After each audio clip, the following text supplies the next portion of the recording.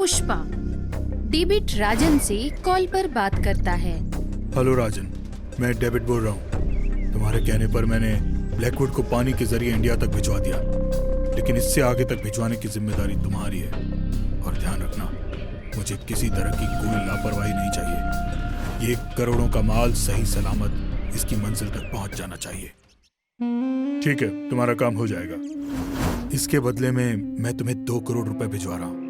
ध्यान रखना, मेरा माल पुलिस के हाथों नहीं पड़ना चाहिए। तुम उसकी चिंता मत करो। मेरे पास एक शख्स है जो ये काम बखूबी जानता है।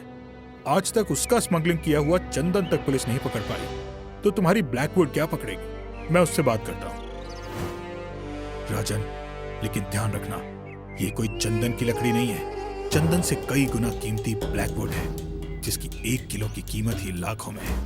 चंदन इसके सामने बहुत छोटी चीज है, तो ध्यान रखना, वरना तुम अपनी जान से हाथ धो बैठोगे। और तुम्हें पता है कि किसी भी लापरवाह इंसान की मेरे ग्रुप में कोई जगह नहीं है। तुम इसकी चिंता मत करो डेविड, ये काम मुझ पर छोड़ दो। बस तुम पैसों का इंतजाम करो। मुझे समझ में आ गया कि मुझे काम कैसे और किससे कराना है, तो आप बेफिक्र हो जाइए। ठीक है, मैं पैसे भिजवा देता हूँ। फिर राजन अपने सबसे वफादार लड़के को कॉल करता है। पुष्पा, तेरे लिए काम आया है, क्या तू करेगा? बहुत पैसे मिलेंगे और पैसों की कीमत सुनने के बाद तू इसे मना भी नहीं कर सकता। मैं तुझे इसके 5 लाख रुपए दूंगा। बस तुझे ये ब्लैकवुड लकड़ी बॉर्डर पार करानी है। ध्यान रखना, पुलिस के हाथों नहीं पड़नी चाहिए। मैं पैसों के लिए कुछ भी कर सकता हूँ और पैसों से कुछ भी करा सकता हूँ। पैसा मेरे लिए सब कुछ है। तुम बस पैसे का इंतजाम करो, बाकी काम मैं कर लूंगा। ठीक है पुष्पा, पर ये तेरी चंदन की लकड़ी से बहुत महंगी है, तो ध्यान से स्मगलिंग करनी है। मुझे मेरा काम मत समझा, बस मेरे पैसे तैयार रख। ठीक है, तो फिर कल शाम को समुद्र के किनारे से लकड़ी उठा लेना और बॉर्डर पार करा देना। तेरे पैसे तुझ तक पहुंच जाएंगे।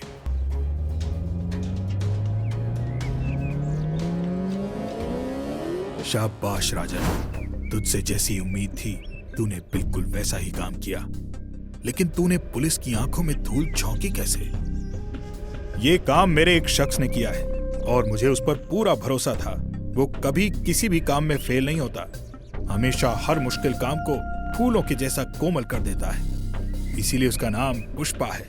राजन, मैं बहुत खुश हुआ। मैं तुझे 1.5 करोड़ रुपए भेजता हूँ। मेरी तरफ से उसे इनाम दे देना। ठीक है, मैं दे दूंगा। और सुनो, उस आदमी को हमेशा के लिए काम पर रख लो। वो बड़े काम का आदमी है। फिर राजन पुष्पा को कहता है, सुन पुष्पा, तेरे लिए एक परमानेंट नौकरी मिली है। तू मेरे यहाँ काम कर, हर बार तुझे 5 लाख रुपया दे दिया करूंगा। पुष्पा मेहनत करता है, गुलामी नहीं करता। तू अपने पैसे अपने पास रख, जब काम होगा तब बुला लेना। मुझे बस काम करना आता है, गुलामी करना बिल्कुल नहीं आता।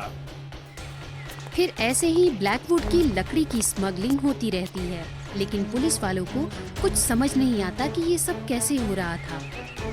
हमारे देश में ब्लैकवुड की लकड़ी की स्मगलिंग इतनी जोरों से हो रही है, लेकिन कोई भी ये पता नहीं लगा पाया कि लकड़ी की स्मगलिंग होती कैसे है, किस रास्ते से स्मगलिंग की जाती है।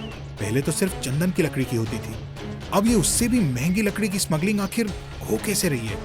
फिर पुलिस ने हर रास्ते पर अच्छे से छानबीन करनी शुरू कर दी। हर कार, ट्रक, बस सब कुछ अच्छे से चेक किए गए, लेकिन किसी में भी इस तरह की लकड़ी नहीं मिली। फिर पुलिस ऑफिसर अपने एक पुलिस वाले से बोलता है, ये जो भी बड़ा मास्टरमाइंड है, इसे समझ पाना आसान नहीं है। साहब, कुछ दिनों पहले चंदन की स्मगलिंग के केस में एक पुष्पा नाम का व्यक्ति सामने आया था, लेकिन उस पर कोई आरोप साबित नहीं हो सका, जिस वजह से उसको छोड़ना पड़ा था। लेकिन सर, मेरा मानना है कि वही ये सब कर रहा है। वो बहुत ही शातिर दिमाग का है, उसे समझ पाना बहुत मुश्किल है। तुम्हें ये बात कहते शर्म नहीं आ रही? तुम्हें पता है कि ये उसका काम है, फिर भी तुम उसे पकड़ नहीं पा रहे। अरे साहेब, वो सारे काम को इतनी सफाई से करता है कि कोई सबूत ही नहीं छोड़ता। ऐसा नहीं हो सकता। हर चोर की कोई न कोई कमजोरी जरूर होती है। वो कुछ न कुछ जरूर छोड़ता होगा। मुझे उसकी कमजोरी पता करनी पड़ेगी। पुष्पा एक दुकान पर जा रहा होता है, तभी उसे एक सुंदर लड़की दिखती है। जिसे देखकर वो रुक जाता है और उसे देखता ही रहता है। ये कितनी प्यारी लड़की है, मैंने आज तक ऐसी लड़की नहीं देखी। तभी लड़की अपना पर्स गिरा देती है और आगे चल देती है।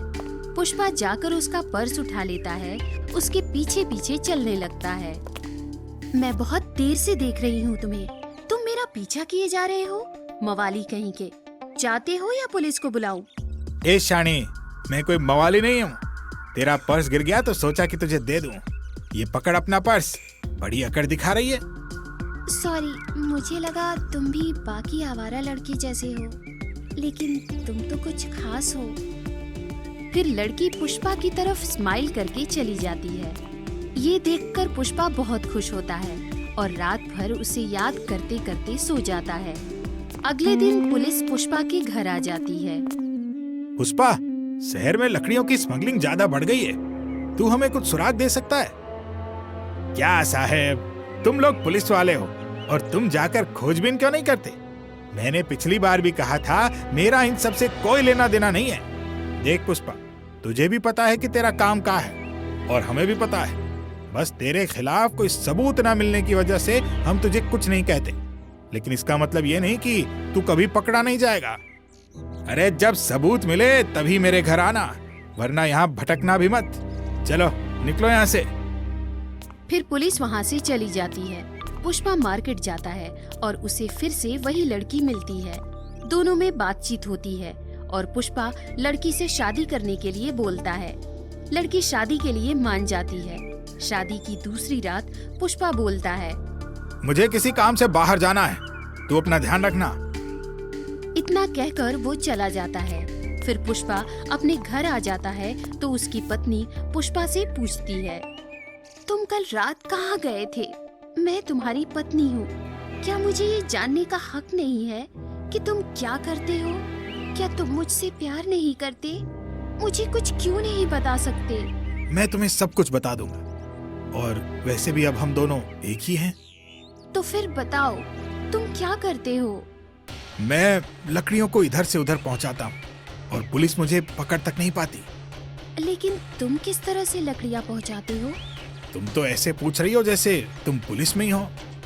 अरे नहीं नहीं, कम से कम मुझे पता तो चले मेरे हस्बैंड क्या करते हैं और कैसे करते हैं। मैं बस तुम्हें बता रहा हूँ और ये बात किसी को नहीं बताऊंगा, क्योंकि मैं तुमसे बहुत प्यार करता हूँ और विश्वास भी। मैं भी आपसे बहुत प्यार करती हूँ, बताओ आप मुझे जो लकड़ी समुंदर के किनारे मिलती है, मैं उसको काटकर पीछे ट्रक में इस तरह से सेट करता हूँ जैसे कि वो ट्रक की बॉडी हो, और फिर उनको उनके अड्डे पर पहुंचाकर वहां से उन्हें ट्रक से निकाल लेता हूँ।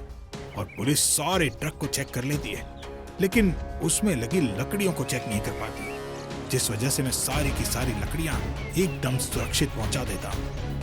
Thank you Pushpa. वैसे तुम्हारी जानकारी के लिए बता दूं, मैं पुलिस ऑफिसर हूँ, पर मैं तुमसे भी सच में प्यार करने लगी हूँ। मैं तुमसे बस इतना चाहती हूँ कि अब तुम ये काम नहीं करोगे। मैं नहीं चाहती कि तुम किसी मुसीबत में फंस जाओ। तुम पुलिस वाली हो? मुझे तुम्हें पकड़ने के लिए भेजा गया था, पर अब मैं तुम्हारी बीवी हूँ, साथ ही तुमसे प्यार करती हूँ। क्या तुम मुझसे ये वादा करती हो कि अब तुम लकड़ियों की स्मगलिंग नहीं करोगे? ठीक है, तुम्हारे लिए मैं कुछ भी कर सकता हूँ। तो मैं आज से ब्लैकवुड की लकड़ियों की स्मगलिंग छोड़ देता हूँ। उसके बाद पुष्पा और उसकी बीवी कहाँ चले गए, ना तो पुलिस वालों को पता चला और ना ही डेविड और राजन को। प्रिय दर्शकों, हमें पूरी उम्मीद है कि आपको आज की कहानी बहुत पसंद आई होगी। ऐसी कहानियाँ देखने के लिए हमारे चैनल को सब्सक्राइब करें और बेल आइकन का बटन जरूर दबाएं। और हाँ, वीडियो को ज्यादा से ज्यादा शेयर करें और लाइक करना न भूलें। धन्यवाद।